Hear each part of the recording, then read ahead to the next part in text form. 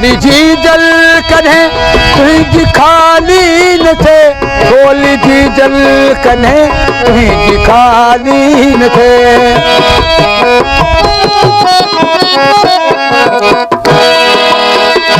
झोली जी जल कने तुझी खाली न थे, झोली जी जल कने तुझी खाली न थे। हिन जन्म जन्म वचन थो कयां, हिन जन्म जन्म वचन थो कयां, मां जिथे भी हुजां, मां जिथे भी हुजां, सिंध तुंहिंजो थियां, हिन जन्म जन्म।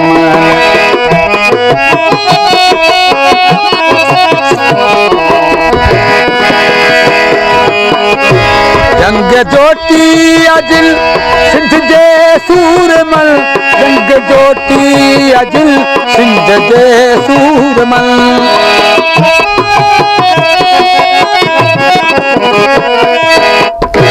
जंग जोटी अजिल सिंध जे सूरमल, जंग जोटी अजिल सिंध जे सूरमल।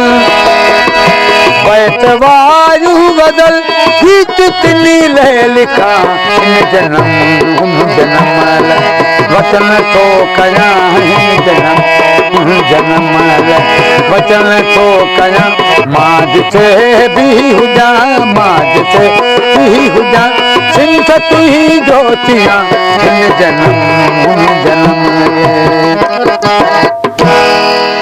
थर के खुश्क तरीन सहराई इलाके के नंगर पारकर नामी शहर में एक फलकबोस सरसब्ज व शादाब और इंतहाई खूबसूरत तरीन पहाड़ कारूंझर भी वाक़ है, जो बड़ी तारीख़ी, सकाफ़ती और मजहबी अहमियतों का हामिल रहा है।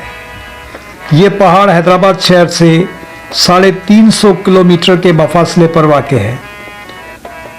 वैसे तो सिंध में कई पहाड़ी सिलसिले वाक़े हैं, लेकिन जो अहमियत और शोहरत कारूंझर पहाड़ को हासिल रही है, वो अहमियत व शोहरत दूसरे किसी भी पहाड़ी सिलसिले को हासिल नहीं रह सकी।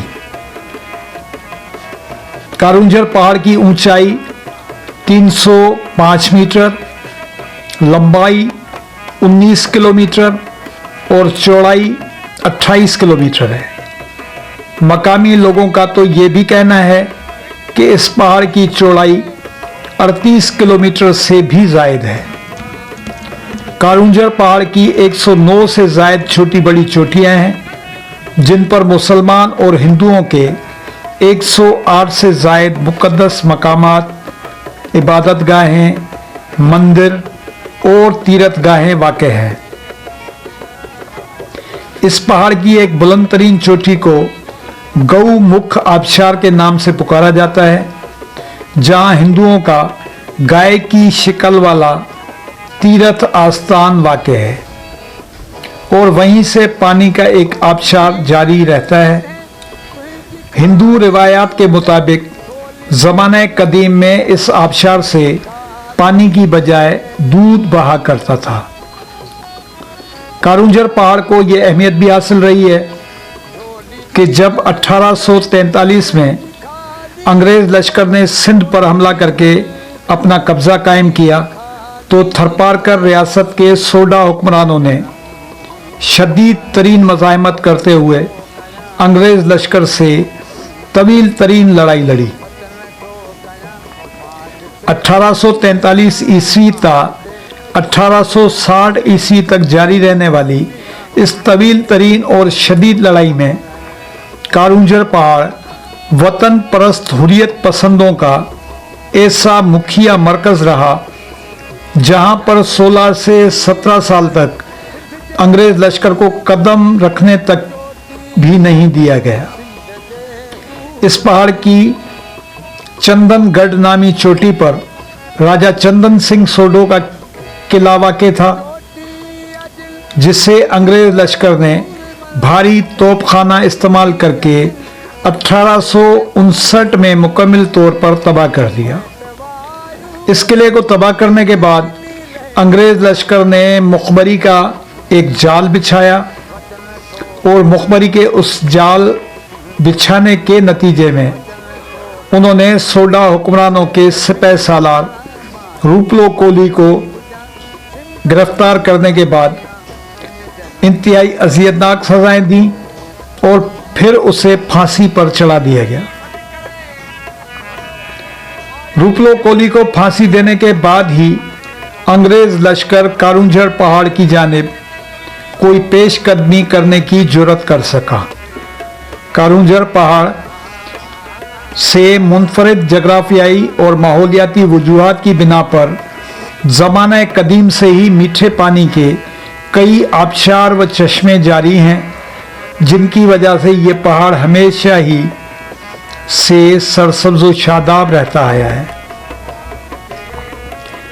इस पहाड़ पर 126 से ज़ायद इकसाम के लातादाद दरख्त व पौधे मौजूद हैं, जिनसे मुख्तलिफ इकसाम की नायाब जड़ी बूटियाँ, गोंद और शहद वगैरह हासिल किया जाता है। कारुंझड़ पहाड़ से दुनिया की आला तरीन क्वालिटी का ग्रेनाइट पत्थर भी हासिल किया जाता रहा है। कोहिनूर हीरा दुनिया का सबसे कीमती और नायाब तरीन हीरा है, जो इस वक्त मलका बरतानिया के ताज पर जड़ा हुआ है। इस हीरे के बारे में मौरखीन लिखते हैं कि यह हीरा 13वीं सदी ईस्वी में भारत के इलाके गोलकंडा आंध्र प्रदेश की एक कान से हासिल किया गया। इस हीरे का वजन 756 कैरेट है। इस हीरे को सबसे पहले भारतीय रियासत कोलोर के हाकिम मीर जुमला ने हासिल किया, जिसके बाद यह हीरा खिलजी, लोधी और मुगल हुक्मरानों से होता हुआ 1739 ईस्वी में उस वक्त ईरानी फातेह नादिर शाह अफशार के हाथों में पहुंचा, जब उसने दिल्ली को फतह कर लिया। नादिर शाह अफशार ने ही इस हीरे को कोहिनूर का नाम दिया। नादिर शाह अफशार से यह नायाब हीरा अहमद शाह अब्दाली ने हासिल किया, जिसके बाद 19वीं सदी ईस्वी में यह हीरा महाराजा रंजीत सिंह के कब्जे में आया। महाराजा रंजीत सिंह से यह नायाब हीरा बरतानवी हुक्मरान ने हासिल किया और उसने अपने शाही ताज में जड़वा दिया, जो आज भी मलका बरतानिया के ताज में जड़ा हुआ है। मौरखिन की अक्सरियत ने यही लिखा है कि यह नायाब हीरा गोलकंडा की कान से हासिल किया गया, जबकि चंद मौरखीन ने यह भी तहरीर किया है कि दुनिया का यह नायाब तरीन हीरा कारुंझड़ पहाड़ की कान से ही हासिल किया गया था।